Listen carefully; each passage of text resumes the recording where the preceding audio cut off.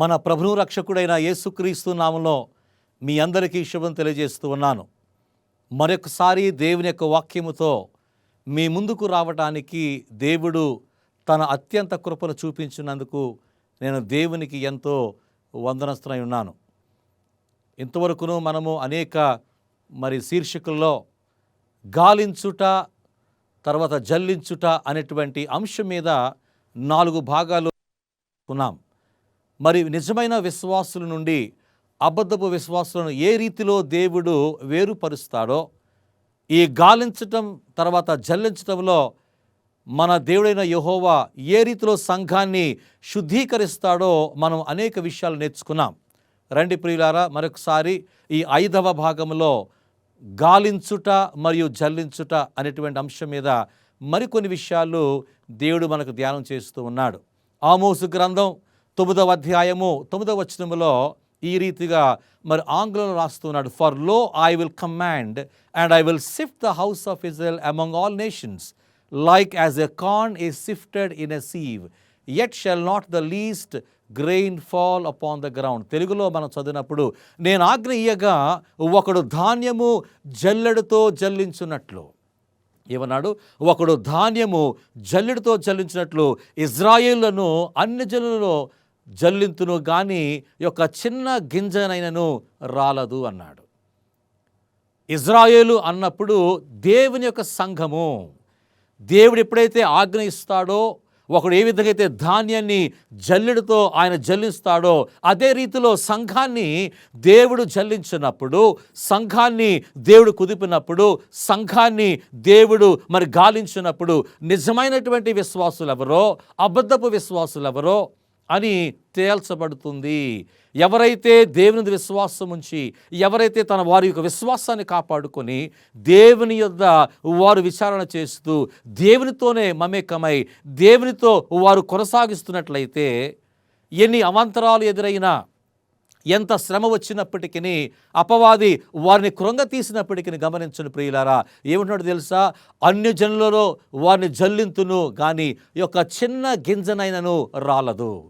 ఈ యొక్క సంఘాన్ని శుద్ధీకరించినప్పుడు, సంఘాన్ని దేవుడు నిజమైన వారి నుండి అబద్ధపు వారిని వేరుపరుస్తున్నప్పుడు ఏ రీతిలో ప్రజలు వారు ఏ స్థితిలో ఉంటారో మనం తెలుసుకుందాం. గమనించండి ప్రియులారా, రోమిలు రాసిన పత్రిక 13వ అధ్యాయము 11 నుంచి 13 వచనాల్లో మనం చూసినట్లయితే అద్భుతమైన వాక్యాన్ని చెబుతూ ఉన్నాడు. దాన్ని మీరు మన తెలుగులో ఇంగ్లీష్లో చూస్తే, and do this knowing the time that now it is time to wake up out of sleep అన్నాడు. మనము నిద్ర నుంచి మేలుకొనుట ఇది సమయం ఆసన్నమైనది అని, మన రక్షణ ఇంతకంటే ముందు ఇక సమీపముగా ఉన్నట్లుగా పౌలు గారు మనకు రాస్తున్నాడు. ప్రియులారా గమనించండి, సెవెంత్ డే సంఘము ఒక విశిష్టమైన సంఘము, దేవునిది సంఘము, దేవుని చేత స్థాపించబడిన సంఘం. అందుకే ఎలెన్ జి వైట్ ఈ విధంగా రాస్తూ ఉన్నారు, సెవెంత్ డే అడ్వెంటిస్టులు దేవుని చేత ఎన్నుకోబడిన ఒక ప్రత్యేకమైన జనాంగము. ఇది ఎవరో ఎన్నుకున్నది కాదు, దేవుడు మనల్ని చూచి దేవుని ఉద్దేశ ప్రకారముగా వీరు దేవుని చేత ఎన్నుకోబడిన ఒక ప్రత్యేకమైన జనాంగము, ప్రపంచము నుండి వేరు చేయబడిన వారు, సత్యమనే గొప్ప ఆయుధము పట్టుకొని ఉన్న వీరు ఈ ప్రపంచ గని నుండి ఏర్పరచబడి ఆయనతో కూడా ఉన్నత సంబంధము కలిగి ఉన్నవారు అని చెబుతూ ఉన్నాడు. చూసారా, ఈ ప్రపంచం నుండి వేరు చేయబడిన వారము, ఆయన కొరకు, ఆయన ఉద్దేశము కొరకు మనం ఉన్నాము. వీరు ఈ ప్రపంచ గని నుండి ఏర్పరచబడి ఆయనతో ఉన్నత సంబంధము కలిగి ఉన్నవారము. ఏమన్నాడు? వారిని తన ప్రతినిధులుగా చేసుకొనెను. ఒక సెవెంత్ డే సంఘ సభ్యుడిగా, ఒక విశ్వాసిగా మనము ఈ అంత్యకాలంలో దేవునికి ప్రతినిధులుగా ఉన్నాము, ఆయనకు రాయబారులుగా ఉన్నాం. ఆయనకు ప్రతిలుగా ఉన్నట్లయితే ఈ సంఘములో ఉంటుండగా, ఈ సంఘ సమాజంలో ఉంటుండగా దేవుని సేవ చేస్తున్న మనము, విశ్వాసులుగా మనము ఆయనకు నమ్మకమైన సాక్షులుగా ఉండాలని కోరుకుంటున్నాడు. ప్రియులారా, ఈ ప్రపంచం నుంచి వేరు చేయబడ్డాం. దేని కొరకు?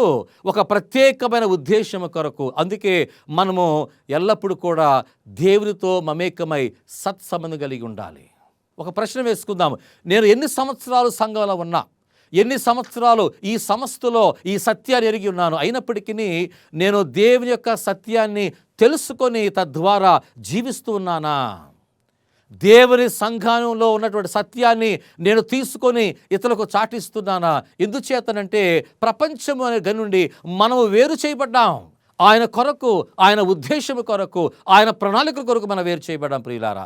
అందుచేత సంఘములో అలజడి ఉన్నా, సంఘములో అనేకమైన సమస్యలు ఎదురున్నప్పటికీ మనము దేవుని యొక్క బిడ్డలమని దేవుడు గుర్తిస్తాడు.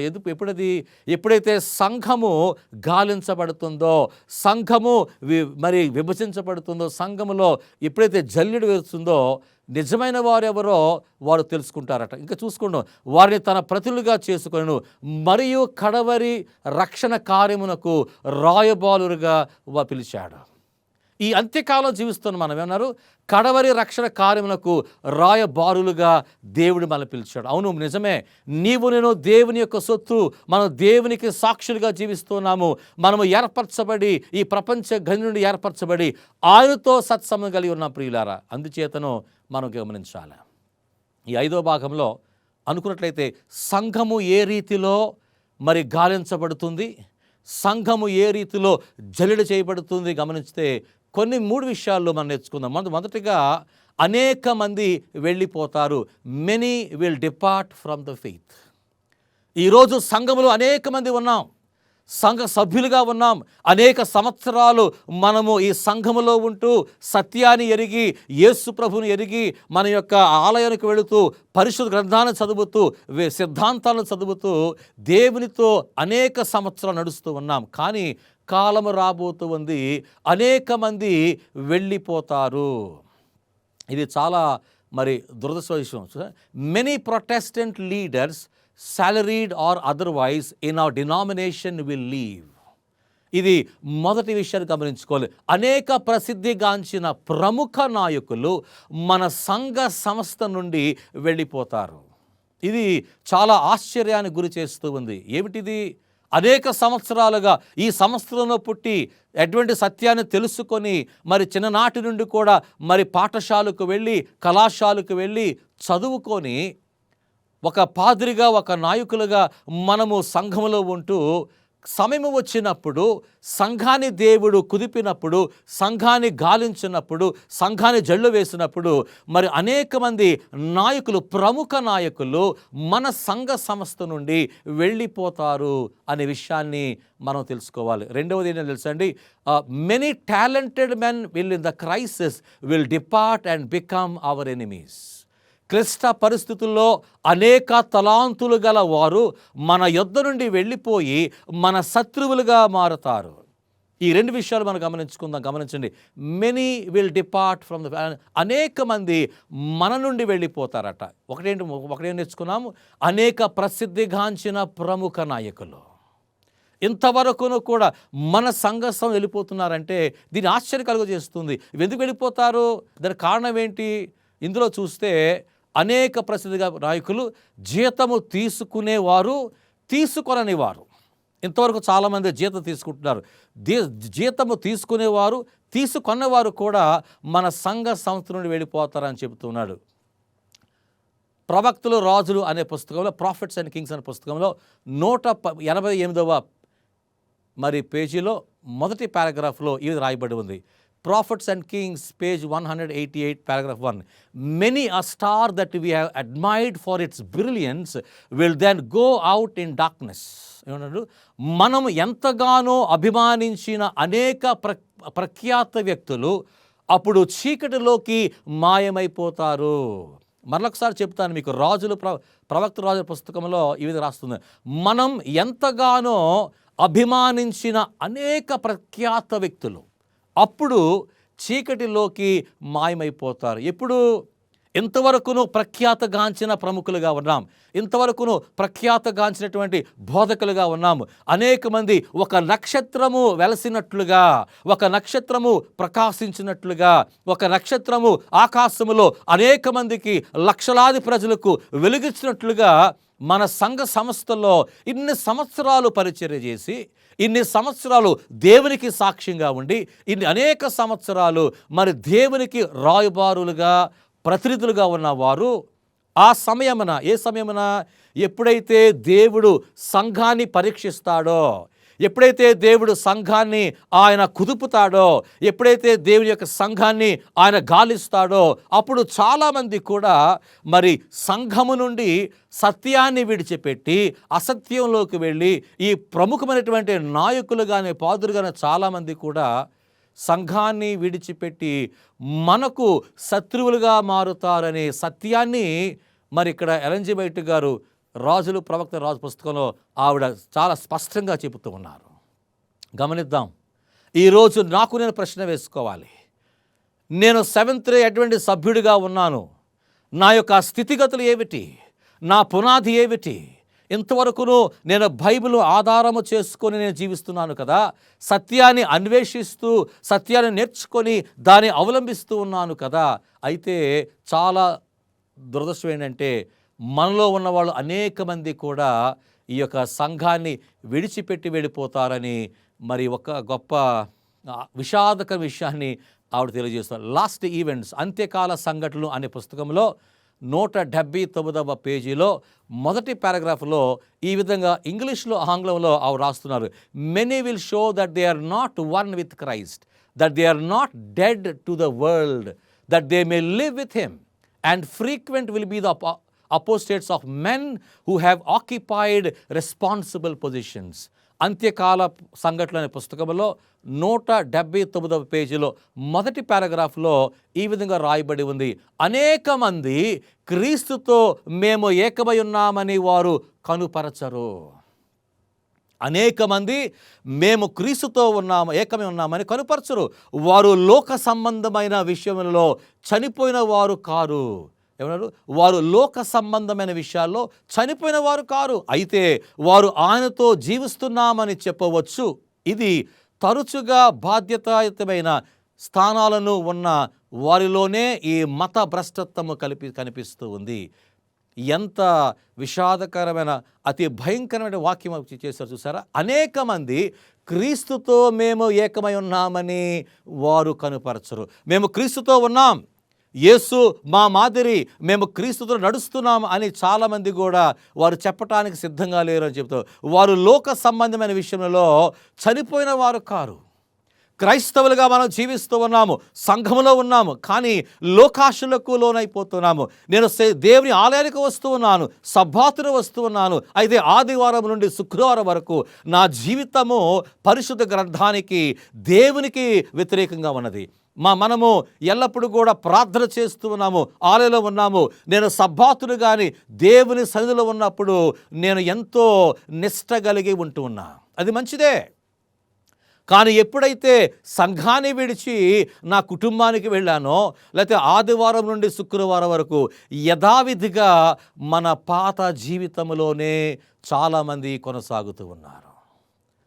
సంఘముకు ఆలయానికి వచ్చినప్పుడు, ఆరాధనకు వచ్చినప్పుడు దేవునితో ఉన్నాం, కానీ తిరిగి వెళ్ళినప్పుడు లోకములో లోకస్తులుగానే మనం ఉండిపోతున్నాము. ఒకవైపున లోకముతో మనము మమేకమవుతున్నాము, మరొక వైపున దేవునితో మనం మమేకమవుతున్నాము. ఇది చాలా భయంకర విషయం ప్రియులారా. గమనించండి, అనేక మంది క్రీస్తుతో మేము ఏకమై ఉన్నామని వారు కనుపరచరు. వారు లోక సంబంధమైన విషయంలో చనిపోయిన వారు కారు, అయితే వారు ఆయనతో జీవిస్తున్నామని చెప్పవచ్చు.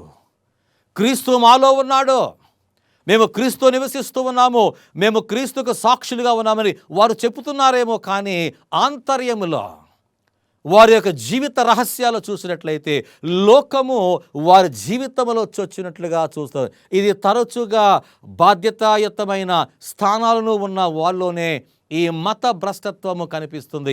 ఎవరైతే ఉన్నత పదవుల్లో ఉన్నారో, ఎవరైతే మరి నాయకత్వం వహిస్తూ ఉన్నారో, ప్రముఖ స్థానాల్లో ఉన్నారో, మరి పై అధికారిగా ఉన్నారు, వారిలో ఇది కనిపిస్తూ ఉంది అని చెప్తున్నారు. ఏం చేశారు? Frequent will be the apostates of men who have occupied responsible positions. ఇది నేను అన్న మాటలు కాదు సుమా. ఎలెన్ జి వైట్ గారు సాక్షాత్తు రాస్తూ అంత్యకాల సంఘటన అనే పుస్తకంలో, లాస్ట్ డే ఈవెంట్స్ అనే పుస్తకంలో ఆవిడ రాస్తూ ఉన్నారు. ఏమని?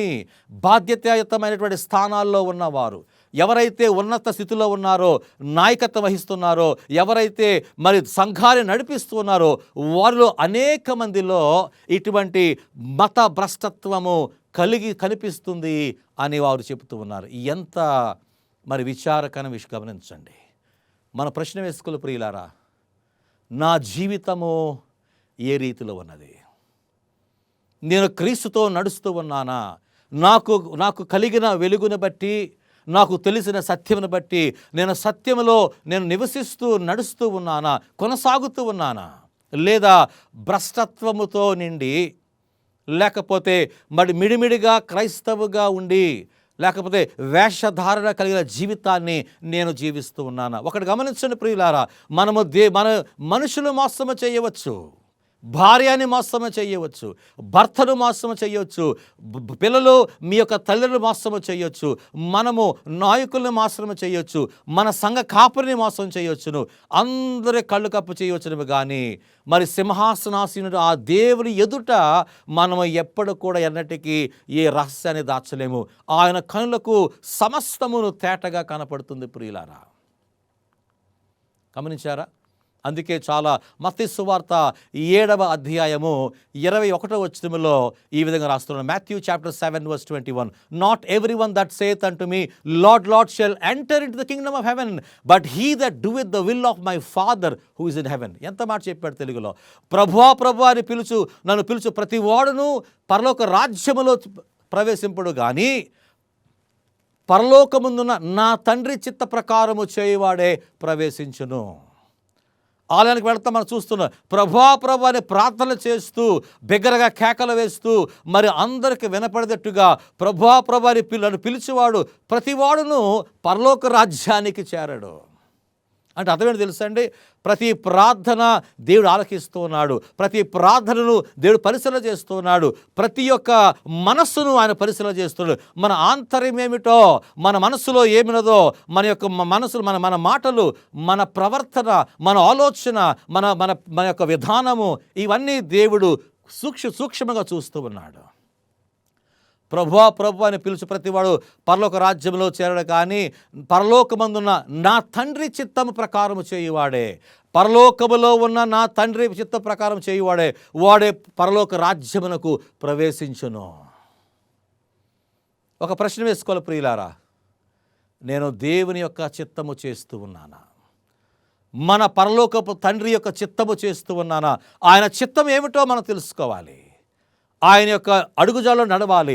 మనకు తెలిసిన సత్యాన్ని మనము అన్వేషించి దాన్ని కొనసాగించినట్లయితే ప్రియ గమనించండి, ఎన్ని అవాంతరాలు ఎదురైనా, సంఘము గాలించబడినప్పుడు, సంఘాన్ని దేవుడు పరీక్షించినప్పుడు గమనించుకోండి, మనం ఎటువంటి అధైర్యము చెందనవసరం లేదు, ఎటువంటి భయము చెందనవసరం లేదు. ఎందుకో తెలుసా? మన దేవుడు మన పక్షాన ఉన్నాడు. మనము కూడా సత్యము న్యాయము జరిగిస్తున్నాము గనుక ఇతరులు ప్రేమిస్తూ క్రైస్తవ యొక్క క్రీస్తుని యొక్క ఆయన యొక్క ప్రతినిధులుగా మనం ఉన్నాము గనక మనము ఎల్లప్పుడూ ముందుకు సాగలము. గమనించండి, సంఘాన్ని గాలించే సమయము ఇది జరుగుతుంది. ఇప్పుడు మన గాలింపులో ఉన్నాం. సంఘాన్ని దేవుడు పరీక్షిస్తూ ఉన్నాడు, సంఘాన్ని కుదుపుతూ ఉన్నాడు, సంఘాన్ని గాలిస్తూ ఉన్నాడు. మరి ఎవరు నిజమైన విశ్వాసులో, ఎవరు అవిశ్వాసులో, ఎవరు నమ్మకమైన వారో, ఎవరు నమ్మకం లేని వారో, ఎవరు 5 బుద్ధిగల కన్యకులో, ఎవరు 5 బుద్ధి లేని కన్యకులో, వారు తేటగా కనపడతారు ప్రియులారా. అందుకే నేను కేవలం బాప్తిస్మము తీసుకున్నాను కదా, నేను అనేక సంవత్సరాలు, మరి 20-30 సంవత్సరాల క్రితం నేను బాప్తిజం తీసుకున్నాను కదా, నేను సంఘములో ఉన్నాను కదా, నేను ఈ సంఘానికి అనేక సంవత్సరాలు సభ్యుడిగా ఉన్నాను కదా, ఈ సంఘములో నేను సంఘ పెద్దగా ఉన్నాను కదా అని అనుకోవచ్చు. కానీ గమనించండి ప్రియులారా, ఏంటో తెలుసా? మనము ఏ స్థితిలో ఉన్నా, నాయకత్వంలో ఉన్న, సంఘ సభ్యులుగా ఉన్న, సంఘములో ఏ బాధ్యత తీసుకున్నా, ఒక యవనస్తుడిగా ఉన్న, ఒక సంఘ కాపురిగా ఉన్న, సేవకుడిగా ఉన్న, ఒకటి మాత్రం నిజం, మనమందరము పరీక్షించబడతాం. మన ప్రవర్తన, మన ఆలోచన, మన పరిచర్య, మన విధానము, మన దేవునితో ఏ రీతిలో ఉన్నామో ఇవన్నీ కూడా దేవుడు పరీక్షించున్నాడు. ఎంత గొప్ప సత్యం చూడండి. అందుకే మత్తయి సువార్త 22వ అధ్యాయంలో 7:22 చూస్తున్నాడు. Matthew chapter 7 verse 22. ఆ దినమందు అనేకులు నన్ను చూచి, ప్రభువా ప్రభువా, మేము నీ నామమున ప్రవచింపలేదా? నీ నామమున దయ్యములను వెళ్ళగొట్టలేదా? నీ నామమున అనేకమైన అద్భుత కార్యములు చేయలేదా అని చెప్పుదురు. Many will say to me in that day, Lord Lord, have we not prophesied in thy name, and in thy name have cast out devils, and in thy name has done many wonderful works. ఆ దినమందు ఎప్పుడైతే దేవుడు వచ్చినప్పుడు, ఆయన తీర్పు దిగి వచ్చినప్పుడు, ఆయన వేరుపరిచినప్పుడు, ప్రభువా, అనేకులు అంటారట, నన్ను ప్రభువా మేము నీ నామమున ప్రవచింపలేదా? నీ నామమున అనేక ప్రవచనాలు చేశాం, అనేక ప్రసంగాలు చేశాం, అనేక ఉద్యోగ సభలు పెట్టావు. నీ నామమున దయ్యములు వెళ్ళగొట్టలేదా? అద్భుతాలు చేశాం. చాలామంది బోధకులు అంటారు, ఇదిగో స్టేజ్ మీద అద్భుతాలు చేశారు. ముట్టుకుంటే పడిపోయే పరిస్థితుల్లో చాలామంది ఉన్నారు. ఒక దైవజనుడు పట్టుకుంటేనే వారు పడిపోతున్నారు. ఒక మాటతోనే దయ్యములు వెళ్ళగొడుతున్నాయి అని వారు చెప్పుకుంటున్నారేమో. నీ నామమున అనేకమైన అద్భుతములు చేయలేదా అని చెప్పుదురు. 23వ వచనం చూసుకుంటే, అప్పుడు నేను మిమ్మును ఎన్నడను ఎరుగను. ఏమంటాడు యేసుప్రభువారు? అప్పుడు నేను మిమ్మును ఎన్నడూ ఎరుగను, అక్రమము చేయువారులారా నా యొద్ద నుండి పొండని వారితో చెప్పుదును. And then will I profess unto them, I never knew you, depart from me, ye that work iniquity. ఎంత విచారం చూడండి. ఇంతకాలము సంఘములో ఉండి సంఘ పరిచర్య చేస్తూ అనేక అద్భుతాలు చేస్తూ దెయ్యములు వెళ్ళగొడుతూ ప్రవచనాలు చేస్తూ ప్రవచించి ఉన్న లోకములో ఉన్న అనేక మంది బోధకులు, అది ఏ డినామినేషన్ అయినా పర్వాలేదు, దేవుడు ఏమంటాడు తెలుసా అండి? ఆ రోజు, ఇన్ని సంవత్సరాలు మీరు పరిచర్య చేశారు కదా, ఈ విధంగా అనేక అద్భుతాలు చేశారు కదా, ఎవరి నామంలో చేశారు? మీరు నా నామంలో చేయలేదు. మీరు వాస్తవానికి చేశారు అనుకుంటున్నారు, కానీ అసలు మీరు ఎవరో నాకు తెలియదు. మీరు పరిచారకుల నాకు తెలియదు, మీరు సేవకులా నాకు తెలియదు, దెయ్యములు వెలగొట్టిన వారా నాకు తెలియదు. నేను మిమ్మును ఎన్నడను ఎరుగను, అక్రమము చేయువారులారా, యూ దట్ వర్క్ ఇనిక్విటీ, నా యొద్ద నుండి పొండని వారితో చెప్పుదును. కాలం రాబోతుంది ప్రియులారా, సంఘాన్ని దేవుడు పరీక్షిస్తూ ఉన్నాడు. ఆ పరీక్ష సమయమున మనము నిలకడగా ఉండి దేవునికి భయపడి దేవుని ఆరాధిస్తూ క్రైస్తవులుగా మనము నిజమైన విశ్వాసులుగా జీవిస్తున్నట్లయితే అద్భుతాలు దేవుడు చేస్తాడు. కుదించినప్పుడు, గాలించినప్పుడు మనం రాలిపోకుండా ఉంటాము. అటువంటి కృప నీకు నాకు కలగాలని ప్రార్థన చేద్దాము. చిన్న ప్రార్థన చేసుకుందాం. మహోన్నతుడా, పరిశుద్ధుడా, మీ పవిత్రమైన నామమునకు స్తుతులు స్తోత్రాలు అర్పిస్తూ ఉన్నాము. ఈ సమయంలో ప్రభువా, గాలించుట, ప్రభువా, జల్లించుట అనే అంశంలో ఈ 5వ భాగంలో మీరు మాకు సెలవిచ్చారు. అనేక మంది సత్యాన్ని విడిచి, సంఘాన్ని విడిచి ప్రముఖ ప్రభువా నాయకులు కానీ ప్రఖ్యాతిగాంచిన వ్యక్తులు వెళ్ళిపోతారని మేము తెలుసుకున్నాం. అటువల్ల మేము కాకున్నట్లు ప్రభువా, మేము నీ సత్యాన్ని గట్టిగా పట్టుకొని నీ మీద ఆధారపడి మా విశ్వాస సహితమైన జీవితం ముందు సాగటానికి సహాయం చేయండి ప్రభువా. ఆ యొక్క సమయం వచ్చినప్పుడు మేము సత్యం నుండి వెడలిపోకుండా మమ్మల్ని కాపాడి మమ్మల్ని రక్షించమని, అటువంటి విశ్వాసము కలుగు చేయమని క్రీస్తు నామమున ప్రార్థించి వేడుకుంటున్నాము తండ్రి. ఆమేన్. దేవుడు మీ కుటుంబాలు దీవించునుగాక. మరొక శీర్షికలో మరొక భాగంలో మనం కలుద్దాం. అంతవరకును దేవుడు మిమ్మలను, మీ కుటుంబాలను, మన సంఘాలను దేవుడు దీవించి ఆశీర్వదించునుగాక. ఆమేన్.